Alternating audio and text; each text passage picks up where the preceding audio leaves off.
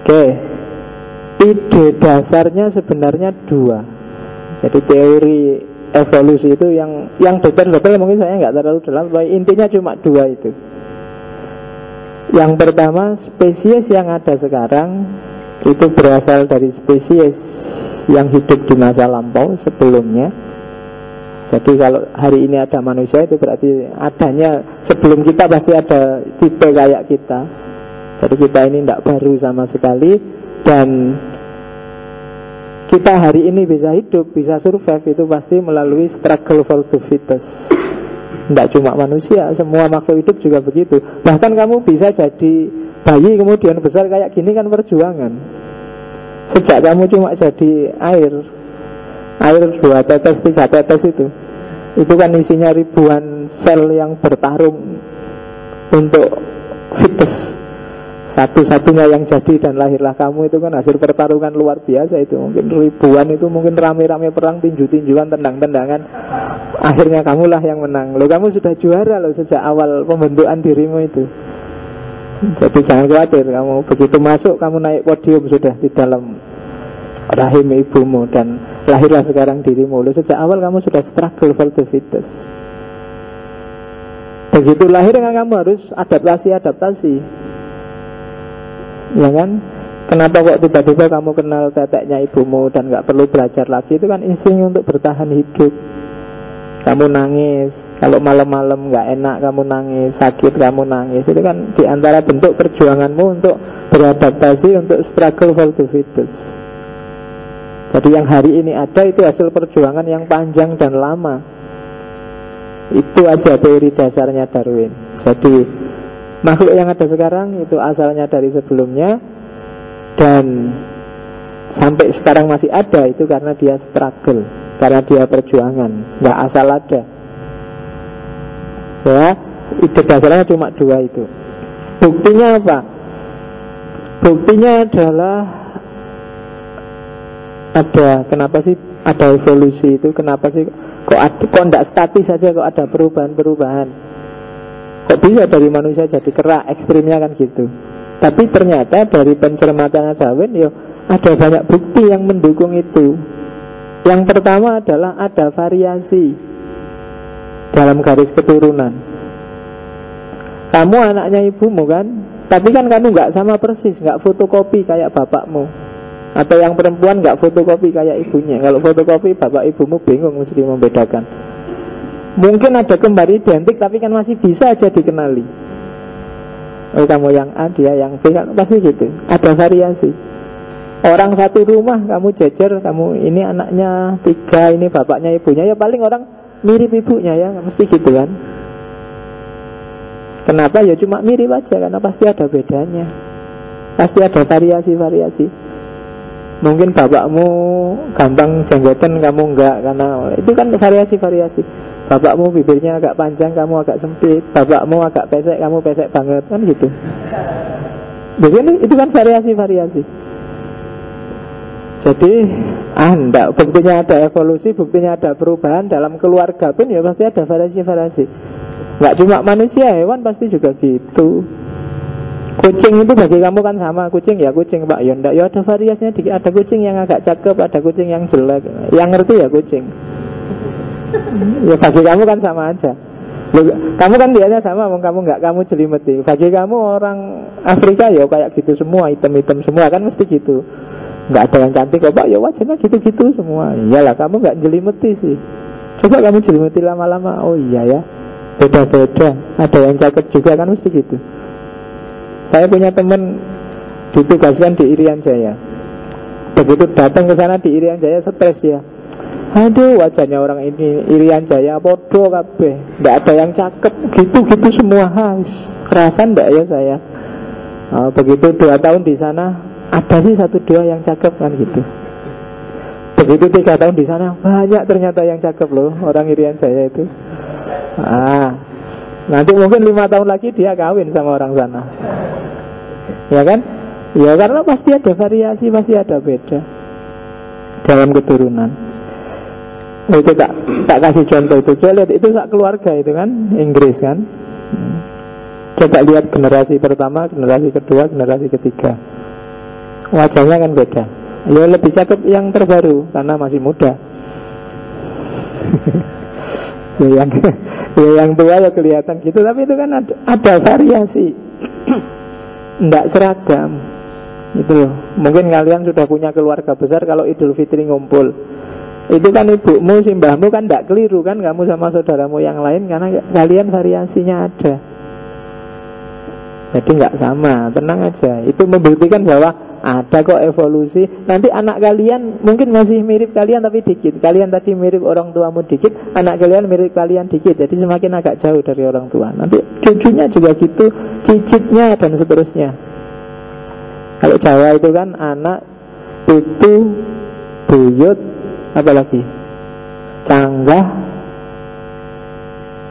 apalagi udek-udek, gantung sewur, dan seterusnya. Itu sampai generasi ke-6. Harusnya ingat saya sampai generasi 7 atau 9 gitu, saya lupa. Kalau bahasa Indonesia nggak ada. Bahasa Indonesia itu anak, cucu, anaknya cucu, cucunya anak, cucu, mesti gitu. Nggak ada istilah. Jawa lebih kaya. Itu variasi-variasi genetiknya ada, pasti beda-beda. Bukti yang kedua, pengaruh geografis. Itu bikin evolusi juga. Sama-sama orang Jawa, tapi Jawa Banyumasan, apa Jawa Madura, apa Jawa Banyuwangi, apa Jawa Surabaya, kan dia punya variasi genetik sendiri. Ada yang ngapak-ngapak, ada yang rak-rek kayak Surabaya, ada yang using kayak Banyuwangi, ada yang tak oneng kayak Madura. Madura itu kan apa istilahnya kalau Madura? Ada yang Madura di sini? Ada ya. Pelak itu apa kalau Madura? Pelak. Oke, ya tak oneng lah. Oke, tak oneng itu berarti bukan oneng. Jadi pengaruh geografis, persebaran geografis ternyata membedakan. Nanti kalau di penelitian Darwin, burung yang punya banyak variasi. Jadi ada 14 variasi burung finch. Burung finch itu yang ditemukan oleh Darwin. Di pulau ini paruhnya seperti itu, di pulau ini beda lagi. Di pulau ini nggak bisa terbang, bisanya cuma jalan nyari makanan di bawah. Di pulau ini karena makanannya jauh di bawah pohon, paruhnya agak panjang di pulau ini. Pengaruh geografis. Menentukan juga evolusi. Nah kalau yang ini agak mirip teorinya Lamarck, tapi tidak satu-satunya. Kalau Lamarck tadi kan satu-satunya. Jadi pengaruh geografis. Ada yang paruhnya panjang, ada yang kakinya pendek, ada yang nggak bisa terbang. Jadi sama-sama burungnya. Kalau di Indonesia kan juga gitu. Ada kan juga burung yang nggak bisa terbang, yang hanya punya telur. Burung apa? Burung puyuh. Burung puyuh itu kan nggak bisa terbang. Kalau bisa terbang ya namanya bukan burung puyuh, itu burung merpati, burung yang lain. Jadi ada variasi-variasi genetik gara-gara persebaran geografis. Terus berdasarkan lapisan fosil. Jadi di lapisan paling atas kerangkanya seperti itu. Nanti di lapisan lebih dalam lagi jenisnya sama sih, tapi lebih kecil kerangkanya seperti itu. Di lapisan lebih bawahnya lagi lebih kecil lagi, dan paling kecil ada di bawah. Nah itu kan berarti ada perubahan. Zaman dulu orang tinggi-tinggi. Nabi Adam itu tingginya berapa ya? Ada yang bilang 30 meter. Ada yang bilang 30 meter itu masjid ini berapa kira-kira tingginya?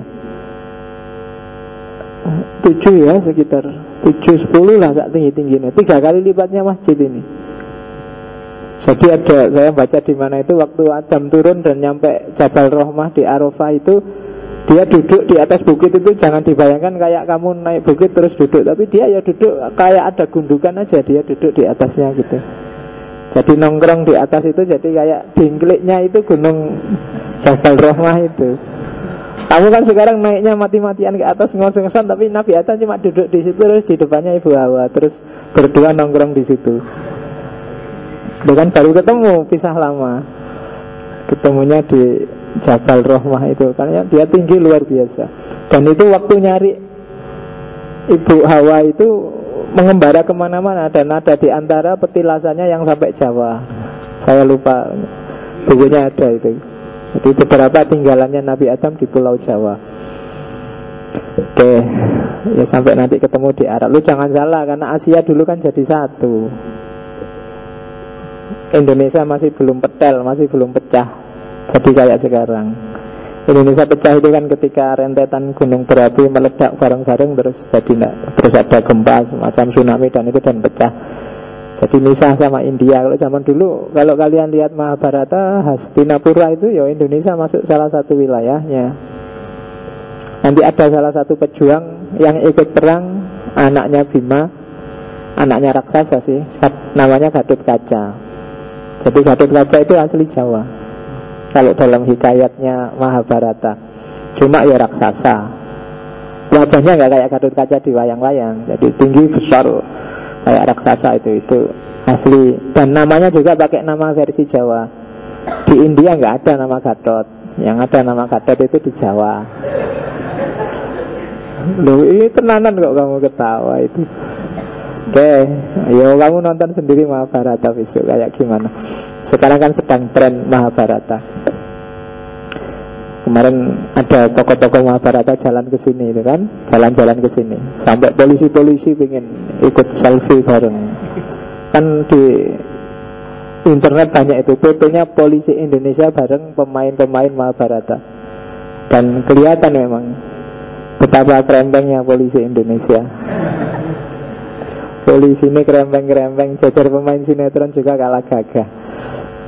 Oke, itu bukti ketiga. Jadi kalau ditelusuri sampai ke dalam-dalam, ke fosil-fosil, oh ternyata memang beda ya. Di lapisan paling dalam, terus atasnya, lebih atas lagi, dan paling dasar ada perubahan-perubahan. Itu yang salah satu contohnya tentang kuda itu.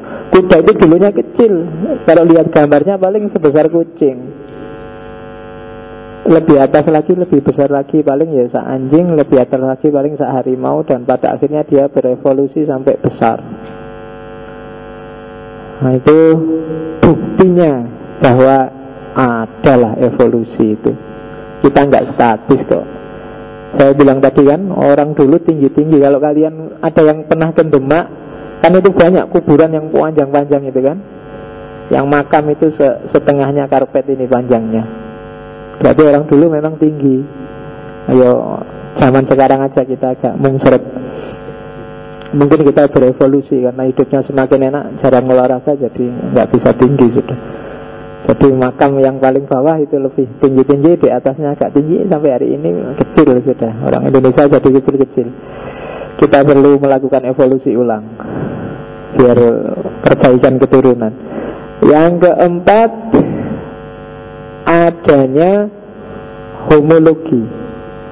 Jadi homologi itu ya homolog. Jadi anggota tubuh yang fungsinya sama, awalnya mungkin sama, tapi terus ada perubahan-perubahan. Contoh homologi itu kayak gini loh. Nah itu kan, itu ada burung, ada hiu, ada itu kan. Kalau hiu karena dia hidup di air, yang fungsi kayak tangan ini terus jadi sirip. Yang kelelawar terus itu kan kayak tangan, sayapnya kelelawar, dia terus jadi sayap karena dia butuh terbang. Yang manusia ya jadinya kayak gini, jadi tangan, sesuai yang difungsikan. Tapi anatominya sebenarnya sama. Itu namanya homolog. Homolog itu lawannya analog. Kalau analog itu fungsinya sama sih, tapi konstruksinya beda, strukturnya beda. Kalau homolog itu strukturnya sama, fungsinya sama, tapi kemudian bentuknya jadi beda-beda menyesuaikan dengan kondisi. Itu kayak siripnya ikan hiu, sayapnya kelelawar, tangannya manusia, bahkan kakinya kuda. Itu fungsinya sama, tapi konstruksinya beda, menyesuaikan dengan kondisi. Ini juga menunjukkan jangan-jangan memang ada evolusi. Karena manusia tiap hari tangannya dibikin megang-megang, dibikin nyari-nyari, terus konstruksinya jadi semacam ini. Ada evolusi. Mungkin dulunya nggak eksak kayak gini, tapi ada perubahan-perubahan terus jadilah kayak gini. Sehingga kamu bisa ngambil air minum dengan santainya. Coba kayak kelelawar atau kayak ikan hiu, kamu nggak bisa minum teh, maka bersyukurlah.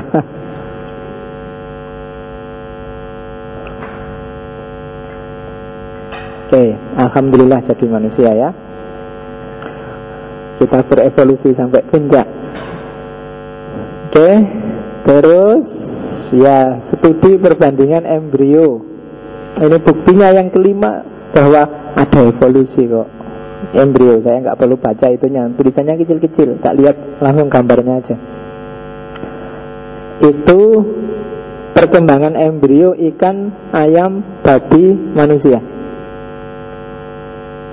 Kalau ikan gambarnya yang paling atas itu.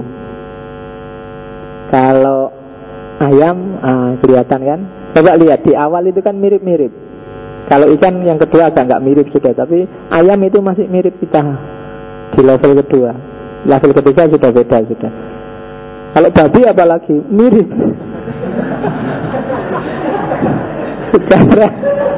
secara embrio ternyata kita agak mirip.